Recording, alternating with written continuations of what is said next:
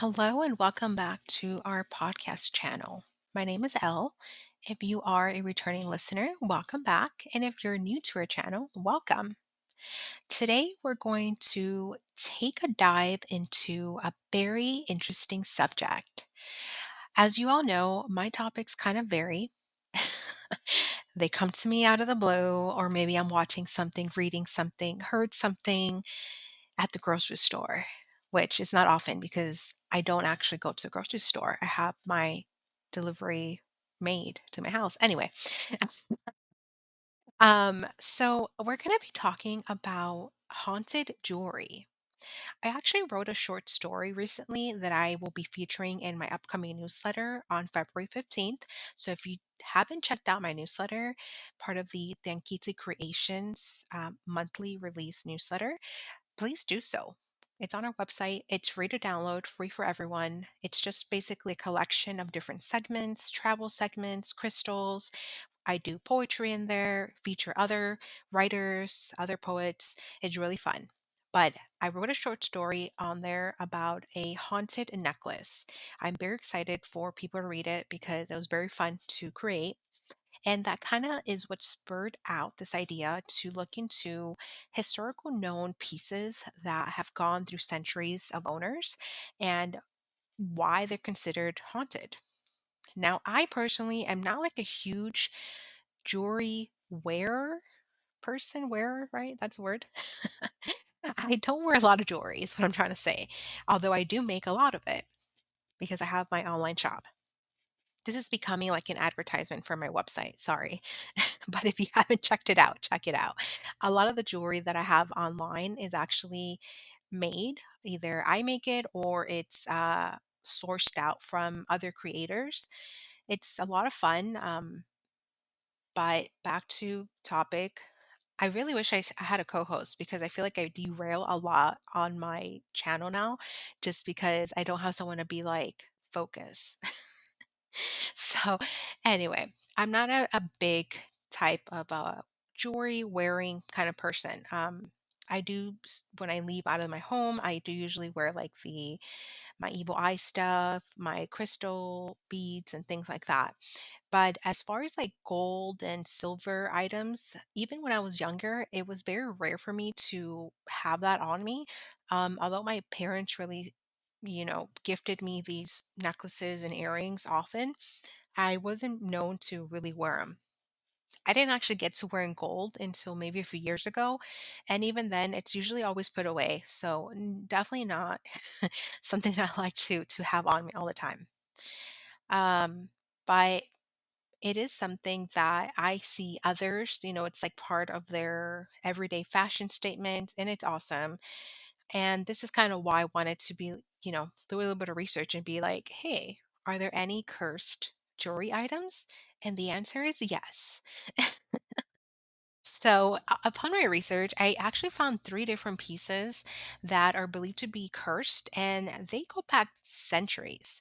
The first piece we're going to talk about is the Black Prince Ruby, the Black Princess Ruby.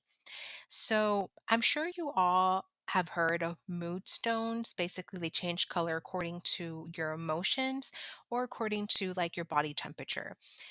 I remember going to Six Flags pretty much every year since I was like 10. And every year I would get either a ring or a necklace or a bracelet that had that mood stone in it. And every year it would turn my or neck green because it was fake jewelry. And then I would go back and buy another one. It was just the way of life back then.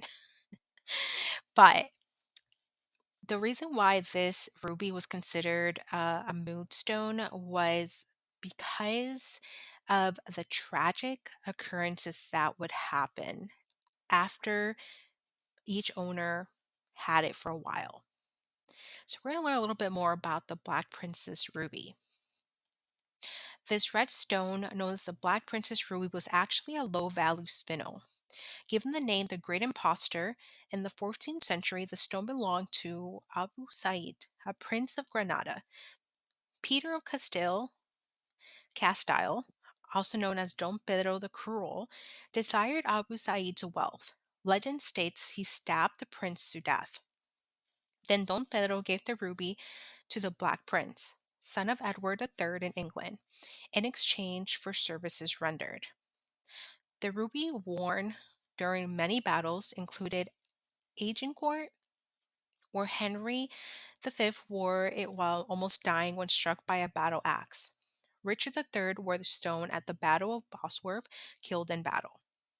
This cursed and haunted jewel has absorbed the hatred and anger of battle, caused misfortune and death on all its owners, including Henry VIII.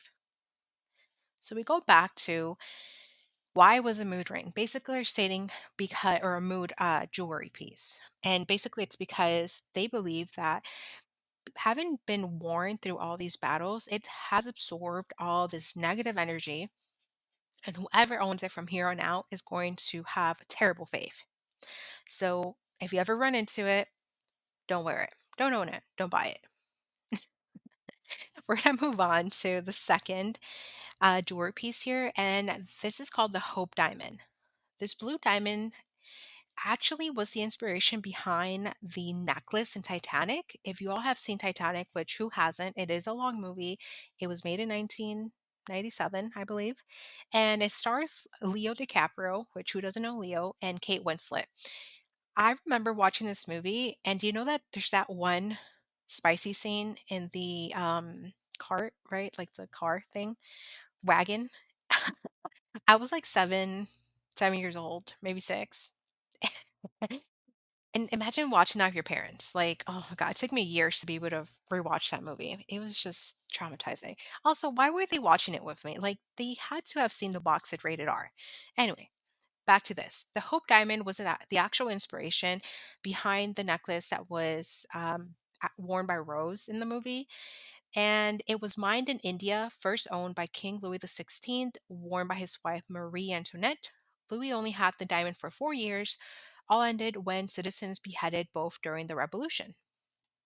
The diamond transferred to the French National Treasury, stolen only a year later during looting. Then it was smuggled into London and ended up in the hands of King George VI. Then it was sold off after his death to pay off many debt. And the next owner was Simon Frankel, also sold to pay off debt.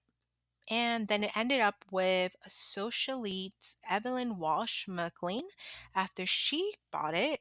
Um, Huge misfortune. So apparently her daughter died of an overdose. Her son was in a car accident.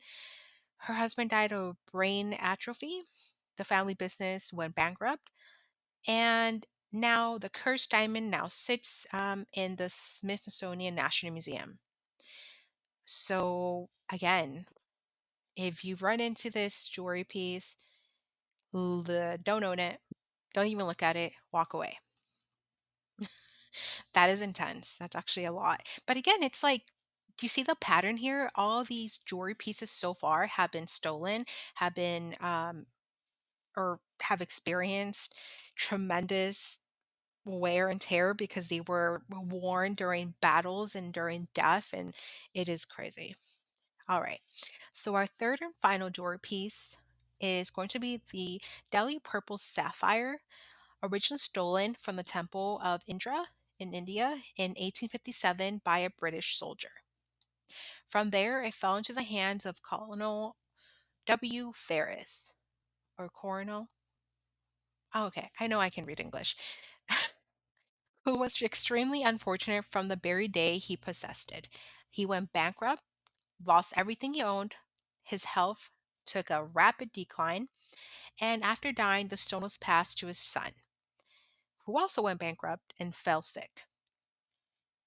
And then his son passed the stone off to a friend. The friend committed suicide, but the stone wasn't done with Ferris's son. The friend gifted it back. And from there, it found its way to a singer who lost her voice and never sang again. An Englishman named Edward Heron Allen, who declared the sapphire to be stained with blood before throwing it into Regent's Canal. So it looks like it was thrown out to water. When the canal was dragged, I'm guessing when it was like dried out or like the water was taken out, the stone turned up and was given back to Heron Allen by a dealer. He locked it up inside seven locked boxes and inside a bank vault. Upon his death, the sapphire, actually an amethyst, was given to the Natural History Museum in London. So this guy literally, Mr. Allen, Mr. Aaron Allen, tried to get rid of it, threw it in the canal. It came back to him. He then locks it up in a safe, and now it was actually donated or given to the Natural History Museum in London. Yeah, definitely don't ever give me items that have been through hell and back. So much death, so much misfortune. That kind of reminds me. I love going to, like, not they're not thrift stores, but they're kind of like thrift stores, right? But they have more of a curious aspect to them. Like, I'm trying to really think of the word here, like antique shops, right? I love going to antique shops. The art is really cool. They sometimes have like certain species, in jars, or they have like really cool old typewriters. As an avid writer, I one day hope to own a typewriter, even though I'll have to learn how to take care of it. Or, maybe I could just get one like off Amazon, like the more modernized ones. I know I'm terrible for that, but I can't imagine that if my typewriter I buy from a antique store breaks down, like who's gonna fix it? Are there still people that fix them? I'm not sure. Maybe I'll have to learn. But I love going to antique shops for that reason. Not only do you find really awesome stuff, I've actually gone through jewelry boxes and then I decide not to buy anything because I'm always scared of this stuff. Like, I don't want to be haunted by its previous owner. I don't want misfortune to come upon me because I was like, ooh, that's a pretty ring. Like, I don't want any of that. But I love going to these places, and there's always the coolest people that own it. Like, I remember a few years ago, I was able to like briefly talk to one of the owners, and they always have such a great relationship with like the people who support them. It's really fun. I definitely visited a few different locations here in Austin, in Texas, and I might have even gone to one or two when I was in Chicago as well. So I would say if, there is an antique shop in your area, definitely go in there because they're always so friendly. The stuff is so cool. Don't buy any of the jewelry. It could be haunted or, can cause really bad luck. But have some fun. Go out there, explore things. All right. Well, this sums up this episode of Thank You to Creations podcast. Thank you for joining me, and I hope you have a great rest of your day.